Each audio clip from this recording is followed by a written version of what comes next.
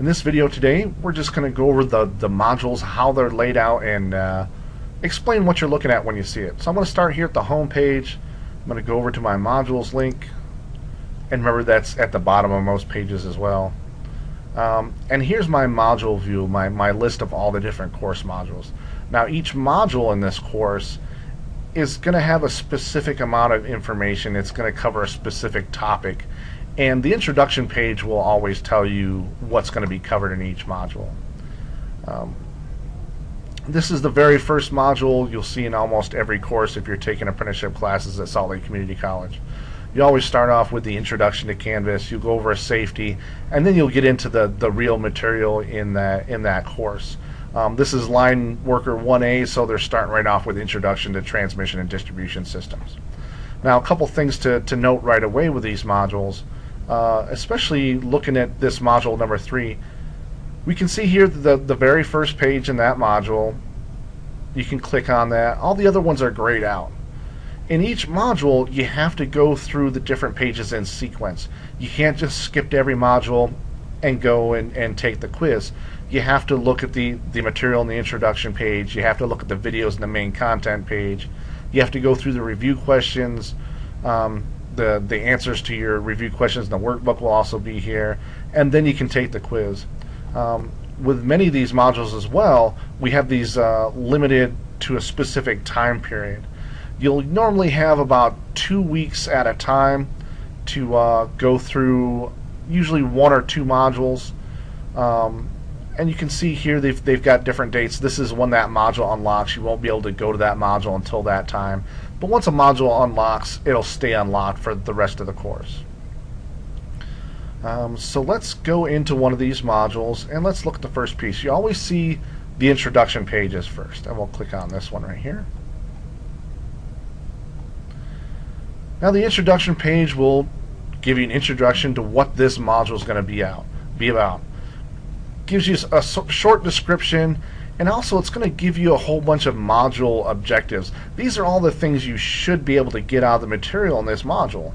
So these are all the different things you should learn from looking at this video, from reading the student workbook and doing the questions in that.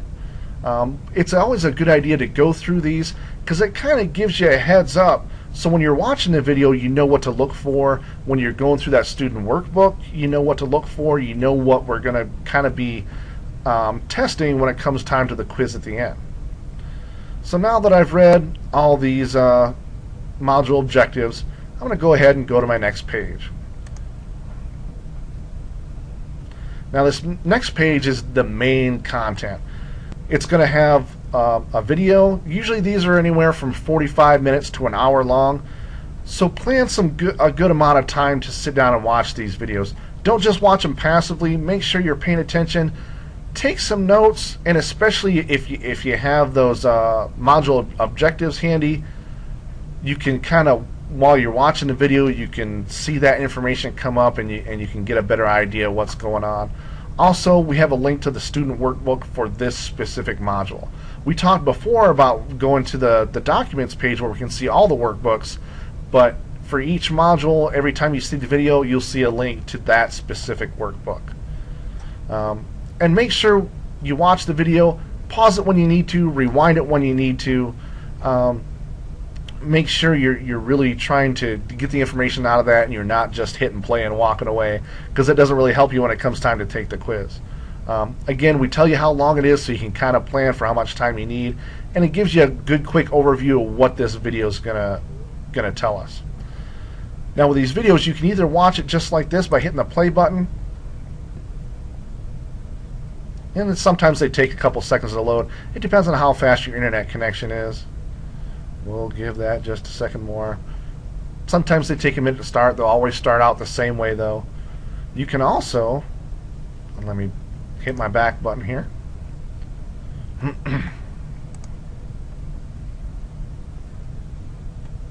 You can also click this link over here. That'll allow us to either open it right now with Windows Media Player or whatever you happen to use on your computer, or you can save it so that way you can download it and you can watch it when you want without having to be online at the time. if you're watching it with an iPad or your phone, maybe you're in a place where you have a Wi-Fi signal, you download it, then later on you go watch it when you can. So watching that video can work either way. Either one is just as fine. It's all the same material. I'll stop that real quick. Okay, so now that we've watched the video, throughout the video it's going to tell us to stop, go read certain sections in the student workbook, do the questions associated with that. Make sure you do those, and on the next page we'll be able to discuss the correct answers to those workbook questions, and we can always start discussions on why those were the correct answers and all that stuff. But at least here you can go back and you can check yourself, make sure you got the right answer, because this is also where some of the quiz questions are going to come from. So make sure you've watched that video, you've read the workbook, you've done all those questions, you've checked it to make sure you got everything right.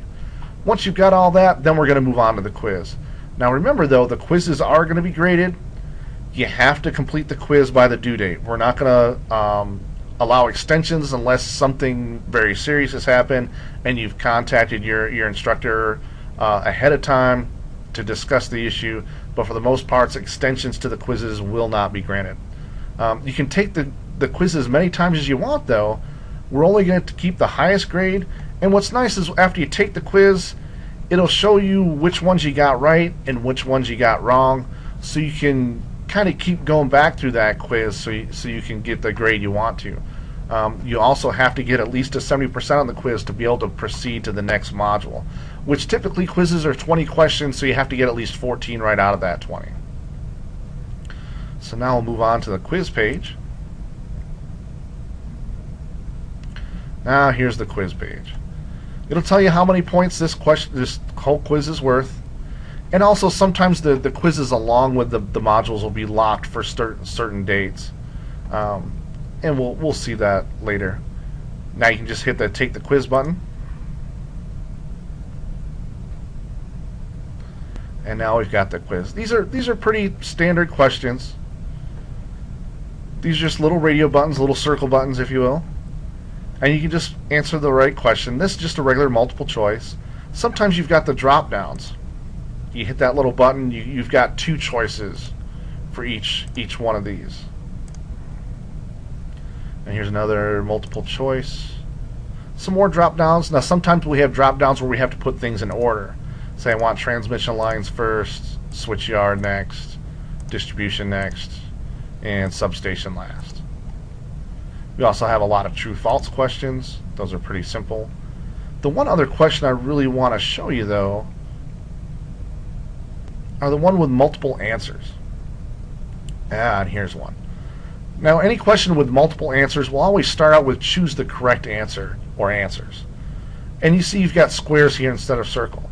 Now, in this question, it says choose 2 types of insulators commonly used on transmission lines. So you know right away 2 of these are going to be a right answer. So you've got to pick at least 2 of these. Sometimes you'll have questions where it'll look like a multiple choice, but it'll have these squares instead of circles. So you'll have more than one answer you have to choose to get the whole question right. Well, I'm going to pick all 3 of those because I know at least one of those is going to be wrong. And once you've answered all these, you can hit Submit Quiz. Now, of course, I haven't answered all these, so it gives me a pop to warn me. That's okay, I don't mind right now. Now, once I've done that, I can scroll back down, and I can see, well, I got this one wrong. I've got to think about this one, come up with the right answer.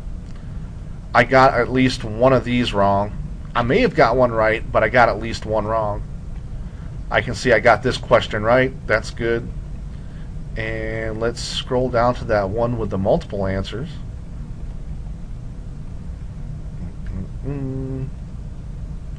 Here we go. Here I know I'm partially wrong. So I've clicked the right ones, but I've also clicked a wrong one. So I know I've got something wrong. And it reflects the points here too. I only get half the points for this if I don't go through, try to take it again and try to do better. And you can always see right here your score. You can see how long you took, and you can go in and take the quiz again. Now, I'll give you fair warning now, when you go to take these quizzes over again, the answers won't be in the same order. For questions 3, let's just say I have this wrong. Well, it's not the first one and it's not the second one. Well, when you go to take this again, transmission lines and substations may not be in the top anymore. They may be reordered. So make sure you understand what the answer to the question is and don't just try to remember what the right answer is, because they're going to be in a different order.